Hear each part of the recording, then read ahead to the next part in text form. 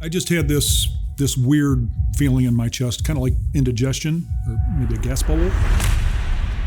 Had some cold sweats, a little bit of numbness and tingling down my arm. And I just had this impending sense of doom, like something's not right. And it got to a point where I thought, if I don't get out of this room, I may die in this room. And I told the person at the hotel desk, please call me an ambulance. I think I'm having a heart attack.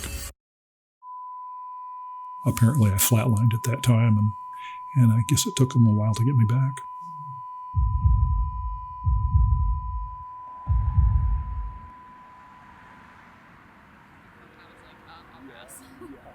I told her that you wanted to do it, and she was like, oh yeah. She's like, oh.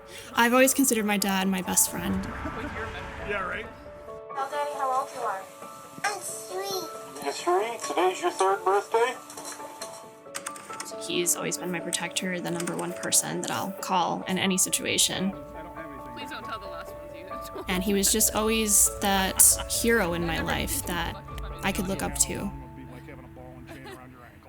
Just stand there and look at you. Nothing really prepares you for when a doctor comes into the room and tells you that your parent is going to die.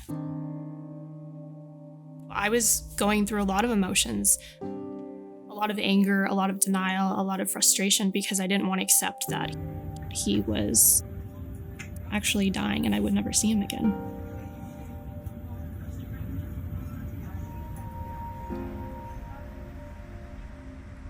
The most common heart attack symptom is some sort of chest discomfort.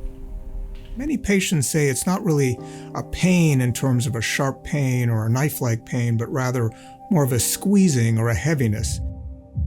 One of the challenges of a heart attack is that it can present with a variety of different symptoms. In some people, there's no chest pain at all.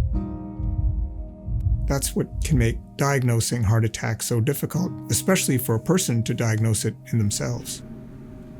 Men and women are both at risk, and heart attacks can also occur in relatively young people. That's one of the challenging things, that it can occur in pretty much anybody.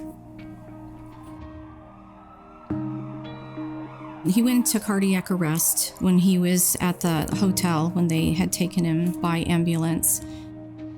And the diagnosis was myocardial infarction. He had both 80% and 100% blockages in his heart, and the left side was only functioning at about 10%. He's awake. So I thought, well, this is a severe heart attack, but they'll be able to handle this. He'll be coming home. And then just within a matter of days, he's not going to make it. It was horrifying. I was petrified.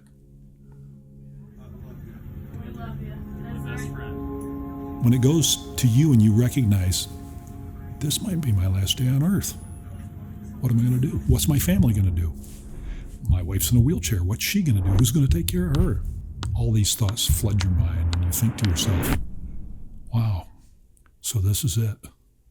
This is how it ends. It's important to realize that there's still people that die from heart attacks. What a heart attack really means is that there isn't enough blood flow getting to the heart. It's typically from a heart artery being blocked, and then the blood, which is carrying oxygen that the heart muscle needs, isn't getting there. The golden hour is that first hour after a heart attack starts, when it can be aborted. One thing I wish that everyone understood is that time is muscle. It's in that first hour that any damage from the heart attack can be minimized. This is really why it's so important to call emergency services right away, get to the emergency room, and get prompt treatment of a heart attack. If that happens, then life-saving treatments like stents and medications can be used. And at a certain point, if enough heart muscle damage happens, survival is no longer possible unless really extreme things like heart transplants are performed. The doctor told me that he had such extensive damage to the left ventricle of his heart that it just couldn't sustain him, and there was nothing more that they could do. And I said, well, we've got to do something. I couldn't accept it. And he said, well, we could put him on a plane and we could take him to another hospital. and heart transplant is one of the options. Immediately I said, yes, let's do that. And so they put in the call. I was laughing too, or This one. You're laughing pretty hard.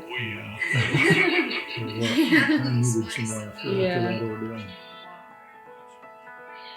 It was very tough seeing him so vulnerable and really fighting so hard. No, you didn't. But once he started talking and playing guitar and doing things normal, it kind of felt like we had our old dad back. That's when we all started to feel like it was going to be okay and everything was going to work out for the best.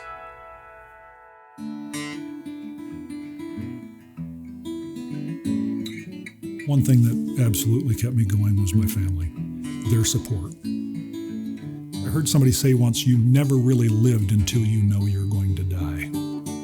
And you see the beauty of life through a totally different lens when you've gone through that.